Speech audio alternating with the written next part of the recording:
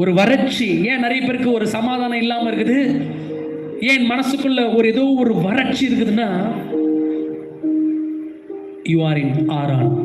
ஆரான்ல தங்கி இருக்கிறேன். கர்த்தர் சொல்றார், ஆரான் நான் உனக்கு கொடுத்த சுதந்திரம் அல்ல ஆபிரகாமே, நான் உனக்கு சுதந்திரமாய் கொடுத்தது கானான்.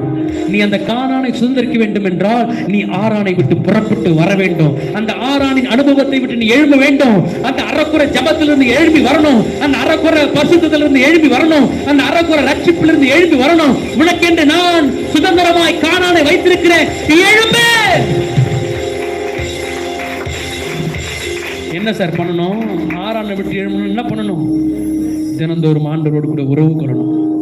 தினந்தோறும் ஜெபிக்கணும். தினந்தோறும் வேதத்தை படிக்கணும். தினந்தோறும் ஆண்டவரோடு கூட ஒரு ரிலேஷன்ஷிப்பை வளர்த்துக்கணும்.